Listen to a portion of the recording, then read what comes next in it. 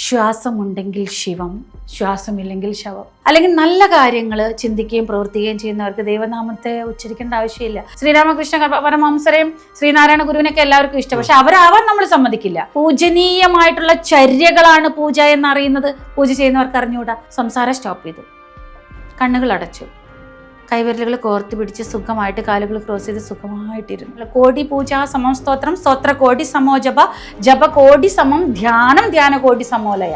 തത്വമസി, നീ ആരെ കാണാനാണോ വന്നത്, എന്തിനെ അറിയാനാണോ നീ വന്നത്, അത് നീയാകുന്നു എന്നാണ് പറഞ്ഞത്. അത് ഗുരുസ്വാമിക്ക് പറഞ്ഞു കൊടുക്കാൻ പറ്റുന്നുണ്ടോ? കണ്ണാ, നമ്മള് ഗർഭപാത്രത്തിലായിരിക്കുമ്പോൾ ഒരു ഡിവൈൻ പവറുമായിട്ട് കണക്റ്റഡ് ആയിരിക്കുമോ? അപ്പൊ വ്യക്തികളുമായിട്ട് സാങ്കത്യം ചെയ്യരുത് കണ്ണ. ഒരു വ്യക്തിയെയും ഗുരുവായിട്ട് കാണരുത് കണ്ണ.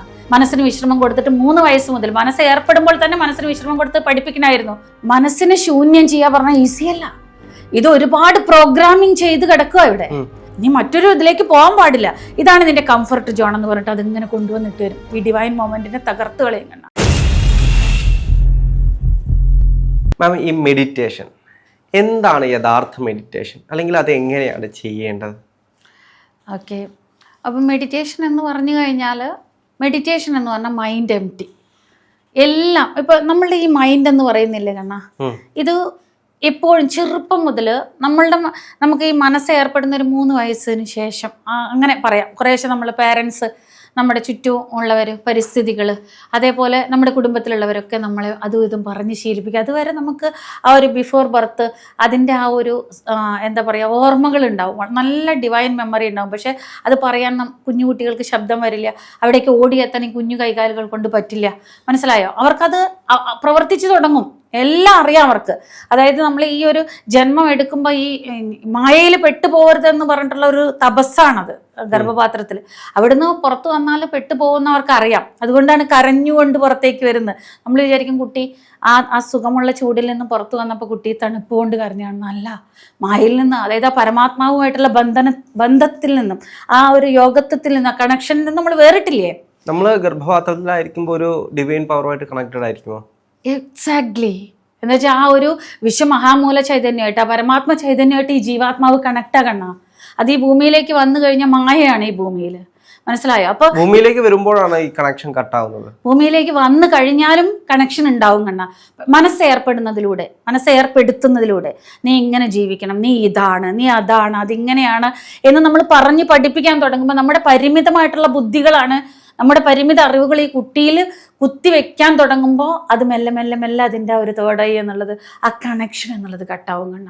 അതിന് ഭയങ്കര സങ്കടം ഉണ്ടാവും. അതിന് അലറി വിളിക്കണം, അതിനോട് എല്ലാം വിളിച്ച് പറയണമെന്നുണ്ടാവും. പക്ഷെ ശബ്ദം സമ്മതിക്കില്ലല്ലോ, ശബ്ദം വരില്ലല്ലോ, ക്ലാരിറ്റി ഉണ്ടാവില്ല, ഉത്ബോധം എന്നുള്ളത് ഉണ്ടാവും. പിന്നെ അതെല്ലാം മറന്നു പോവാണ് കണ്ണ.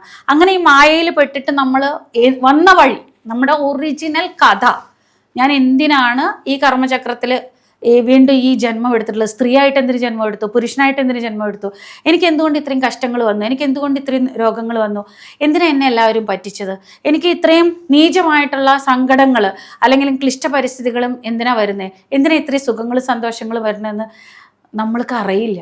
എന്ത് ചെയ്തതിൻ്റെ അടിസ്ഥാനത്തിൽ ഈ ഭൂമി എന്ന പാഠശാലയിലേക്ക് ഈ സോള്, ഈ ശരീരം തിരഞ്ഞെടുത്ത്, അതായത് കാരണഭൂമി, കർമ്മഭൂമി, ഇത് കർമ്മങ്ങൾ അനുഭവിക്കാൻ വേണ്ടി കാരണഭൂമിയിൽ, കാരണദേഹം, ഒരുപാട് കാരണങ്ങളാൽ ഏർപ്പാടായിട്ടുള്ള ഈ കാരണദേഹം, ഈ സോൾ എന്തുകൊണ്ടാണ് തിരഞ്ഞെടുത്ത് വന്നത്, എന്തുകൊണ്ട് ഈ ഫാമിലിയിൽ ഞാൻ ജനിച്ചു, എന്തുകൊണ്ട് ഇങ്ങനെ ഒരു ഭർത്താവിനെ എനിക്ക് കിട്ടി, എന്തുകൊണ്ട് ഇങ്ങനെ മക്കള്, എന്തുകൊണ്ടാണ് ഇങ്ങനെ ഒരു ഓഫീസ്, എങ്ങനെയുള്ള പരിസ്ഥിതികൾ എന്താണ് എന്നുള്ളതൊക്കെ നമുക്ക് അറിഞ്ഞുകൂടാ, നമ്മളേതോ ഒരു ഒഴുക്കിനെ പോലെ. പക്ഷെ ഇത് മനസ്സിലാവണമെങ്കിൽ ഈ മനസ്സെന്നുള്ളത് മായയാണ് കണ്ണ. ഈ മനസ്സിന് വിശ്രമം കൊടുക്കണം. മനസ്സിന് വിശ്രമം കൊടുക്കുന്നതാണ് ധ്യാനം. ധ്യാനം എന്നാൽ മനസ്സിന് വിശ്രമം. യഥാർത്ഥ അർത്ഥം ഇതാണ് കണ്ണ. എന്താ വെച്ചാൽ ധ്യാനം എന്ന് പറഞ്ഞാൽ വേറെ എന്തൊക്കെയാണെന്ന് ഈ പാവപ്പെട്ട ജനങ്ങളെ, അതൊരു തപസ്സാണ്, വയസ്സായിരിക്കുമ്പോൾ ചെയ്യേണ്ടതാണ്, കുഴിയിലേക്ക് കാലം നീട്ടിയിരിക്കുമ്പോഴല്ല. ആളുകളുടെ ഇടയിലെ ഏറ്റവും വലിയ കാര്യം എന്ന് വെച്ച് കഴിഞ്ഞാല് ഈ ധ്യാനം ചെയ്യുമ്പോൾ എന്തോ രഹസ്യമുണ്ട്, ധ്യാനം ചെയ്താൽ എന്തെല്ലാമോ നമുക്ക് ലഭിക്കും, ആ ഒരു തോന്നലാണ് പലപ്പോഴും ഇവരെല്ലാം ധ്യാനത്തിലേക്ക് പോകുന്നത്. കുറെ കഴിയുമ്പോഴും ഇത് കിട്ടാതാവുമ്പോൾ ആളുകൾക്ക് ഇത് പറ്റിയതാണ്, ആ ഒരു രീതിയിലേക്ക് അവർ മാറും. അതെന്താ അറിയോ കാരണം സത്യം ആരും പറഞ്ഞു കൊടുക്കുന്നില്ല. ഇപ്പോൾ പല ഗുരുക്കന്മാരും ഉണ്ടല്ലോ, അത് അവർ എന്താണ്, ഞാൻ ഗുരുവാണ്, ഞാൻ ഇത് തരാം, ഞാൻ നിനക്ക് മെഡിറ്റേഷൻ പഠിപ്പിക്കാം, അല്ലെങ്കിൽ ധ്യാനം പഠിപ്പിക്കാം, ഒരു മൂലമന്ത്രം കൊടുക്കുകയാണ്, അല്ലെങ്കിൽ ഞാൻ പറഞ്ഞത് മാത്രമേ നീ ആചരിക്കാൻ പാടൂ, ഇത് മറ്റുള്ളവരോടൊന്നും പറയരുത് എന്ന് പറഞ്ഞിട്ട് ഇതിനെ ഏതോ വലിയ കാര്യമായിട്ട്, അതായത് ശരി വലിയ കാര്യമാണിത് ജീവിതത്തിൽ. ആത്മാവിനെ അറിയാം, മനസ്സിന് വിശ്രമം കൊടുക്കുക പറഞ്ഞ ചെറിയ കാര്യമല്ല. 3 വയസ്സായ മുതൽ കുഞ്ഞുങ്ങളെ പഠിപ്പിക്കേണ്ടത് ഇതാണ് കണ്ണ, ശ്വാസവിദ്യ, അതേപോലെ ഈ ആത്മവിദ്യ. മനസ്സിന് വിശ്രമം കൊടുത്തിട്ട് 3 വയസ്സ് മുതൽ, മനസ്സ് ഏർപ്പെടുമ്പോൾ തന്നെ മനസ്സിന് വിശ്രമം കൊടുത്ത് പഠിപ്പിക്കണമായിരുന്നു. പക്ഷെ നമ്മളുടെ കുട്ടികളെ പഠിപ്പിക്കുന്ന IIT പഠിപ്പിക്കുക, ഇംഗ്ലീഷ് പഠിപ്പിക്കുക, അല്ലെങ്കിൽ വേറെ വല്ലതും ആക്കി തീർക്കാവുന്ന, ഒരു മനുഷ്യനാവാൻ പഠിപ്പിക്കുന്നില്ല. വിവേകാനന്ദ സ്വാമിയെയും ശ്രീരാമകൃഷ്ണ പരമഹംസരെയും ശ്രീനാരായണ ഗുരുവിനൊക്കെ എല്ലാവർക്കും ഇഷ്ടം, പക്ഷെ അവരാവാൻ നമ്മൾ സമ്മതിക്കില്ല. എൻ്റെ കുഞ്ഞ് ഡോക്ടർ ആയാൽ മതി, അല്ലെങ്കിൽ എഞ്ചിനീയർ ആയാൽ മതി, IIT നല്ല ജോബ് കിട്ടിയാൽ മതി, പക്ഷെ നീ മനുഷ്യനാവും, നിന്റെ മനസ്സിനെ വിശ്രമം കൊടുത്ത് പവിത്രമായ തിരിച്ചറിവോടുകൂടി ജീവിക്കുന്ന യഥാർത്ഥ മനുഷ്യനാവുന്നുള്ളത് നമ്മൾ പഠിപ്പിക്കുന്നില്ല. അതിന് വേണ്ട വിദ്യയാണ് കണ്ണ മനസ്സിന് വിശ്രമം കൊടുക്കുക. അതിനുള്ള ഒരു മാർഗമാണ് സഹജമായ ശ്വാസത്തിൽ ശ്രദ്ധിക്കുക. പക്ഷേ പറയാം, ഈ ഗുരുക്കന്മാരുടെ അടുത്ത് പലരും അതെ മെഡിറ്റേഷൻ പല തരത്തിലാക്കി തീർത്തു. ഒന്നിലെ ഒരു മൂലമന്ത്രം അല്ലെങ്കിൽ എന്തെങ്കിലുമൊക്കെ ഒന്ന് പറഞ്ഞിട്ട്, പക്ഷെ യോഗ ചിത്തവൃത്തി നിരോധമാണ്. മനസ്സിനെ പരിപൂർണമായിട്ട് ക്ലീൻ ചെയ്യുക, അതായത് ആലോചനാരഹിത സ്ഥിതിയാണ് ധ്യാനം. മനസ്സിന് ശൂന്യമായ മനസ്സാണ് ഭഗവാന്റെ വാസസ്ഥലം.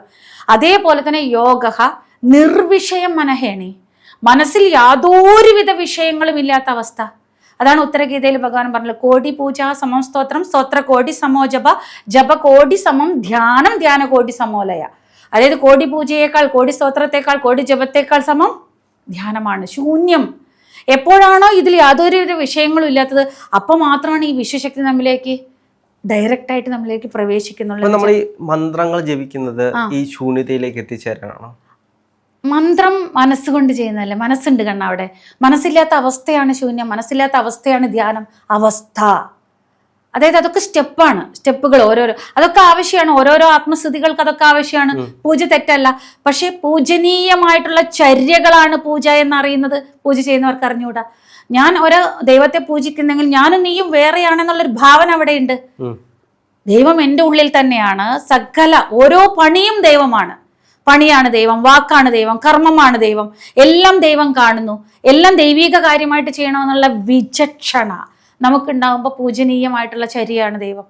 നമ്മുടെ ഉള്ളിൽ ദൈവഗുണങ്ങളാൽ ദയ, കരുണ, അംഗീകാരതത്വം, നന്ദി, വിനയം, സഹനം, മറ്റുള്ളവർക്ക് പരോപകാരം ചെയ്യാനുള്ള കഴിവ്, ദാനധർമ്മങ്ങൾ ചെയ്യാനുള്ള സുലക്ഷണങ്ങളൊക്കെ ഉണ്ടെങ്കിൽ ദൈവത്താൽ പൂജിക്കപ്പെടും. നമ്മൾ ദൈവത്തെയാണ് പൂജിക്കുന്നത്. ദൈവത്തെ എല്ലാവർക്കും ഇഷ്ടമാണ്, പക്ഷെ ദൈവത്തിന് ആരെയാണ് ഇഷ്ടം എന്നുള്ളത് ചിന്തിക്കുന്നില്ല ഈ ഭക്തൻ.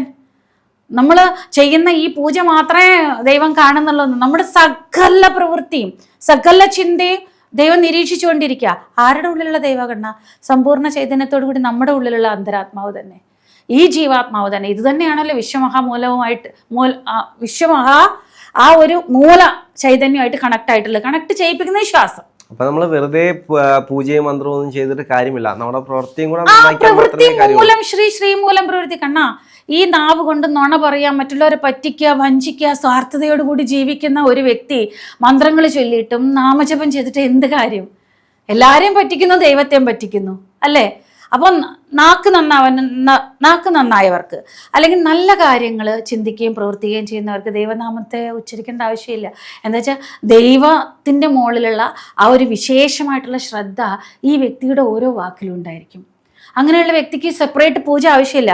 ആ വ്യക്തിയുടെ വാക്ക് തന്നെയാണ് പൂജ. പൂജനീയമായിട്ടുള്ള ചര്യകളാൽ നിത്യം നിരന്തരം ആ വ്യക്തി അലങ്കരിക്കപ്പെട്ടുകൊണ്ടിരിക്കുക. അങ്ങനെയുള്ള വ്യക്തികൾക്ക് പൂജിക്കേണ്ട ആവശ്യമില്ല. അങ്ങനെയല്ലാത്തവൻ പൂജിച്ചിട്ട് കാര്യമില്ല. മനസ്സിലായോ? അപ്പോൾ അതിൽ നിന്നും ഇവിടേക്ക് എത്തണമെങ്കിൽ ഒരുപാട് ജന്മങ്ങൾ പിടിക്കും. ധ്യാനത്തിലേക്ക് എത്തണമെങ്കിൽ എല്ലാവർക്കും ധ്യാനം ചെയ്യാൻ പറ്റില്ല. ഇപ്പോൾ പൂജിച്ചില്ലെങ്കിൽ, ഈശ്വര വിളക്ക് വെച്ചില്ലെങ്കിൽ ദൈവം എന്ത് വിചാരിക്കും എന്ന് ചിന്തിക്കുന്ന ഒരുപാട് പേരുണ്ട്. വിളക്ക് കൊളുത്തിയില്ലെങ്കിൽ, അല്ലെങ്കിൽ അമ്പലത്തിൽ പോയിട്ടില്ലെങ്കിൽ, ഈ വയറ്റിൻ്റെ ഉള്ളിൽ ഈ ശവക്കറികളെ തിന്നിട്ടാണ് ഇവര് അത് ദൈവം തിരിച്ചറിവില്ലാതെ എങ്ങനെയെങ്കിലും ഒന്ന് അമ്പലത്തിൽ പോയാൽ മതി. ഇപ്പം 41 ദിവസം നമ്മൾ ശബരിമലയ്ക്ക് ആ ഒരു ദിവ്യമായിട്ടുള്ള ബ്രഹ്മചര്യവ്രതം, അതേപോലെ ശുദ്ധമായിട്ടുള്ള സസ്യാഹാരമൊക്കെ കഴിച്ചിട്ട് എത്ര വൃത്തിയായിട്ടാണ് പോകുന്നത് അല്ലേ? അതേപോലെയാണ് ഓരോ അമ്പലങ്ങളിലേക്കും പ്രവേശിക്കേണ്ടത് എന്നുള്ള വിചക്ഷണ മനുഷ്യനില്ല കണ്ണ.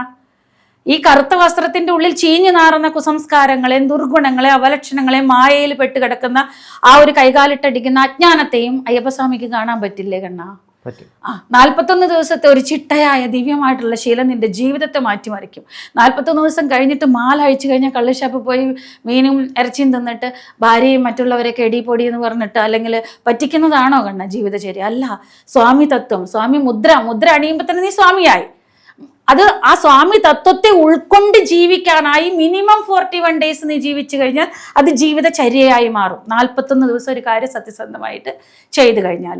ഇന്ന് ആർക്കും അതിന് സമയം? 2 ദിവസം 3 ദിവസം. ഈ ശവം ഈ ഒരു ഇത്രയും വലിയ കുടലിൽ ഈ പച്ചക്കറികൾ മാത്രം 6 മണിക്കൂർ കൊണ്ട് ഡൈജസ്റ്റ് ആവണ ഈ ഒരു കുടലിൽ 36 മണിക്കൂർ ഒരു മാംസകഷ്ണം അത് ഡൈജസ്റ്റ് ആവാൻ അതിൽ ഇട്ടുകൊണ്ടേ ഇരിക്കുമ്പോൾ ഇത് ക്ലിയർ ആവുന്നേ ഇല്ല.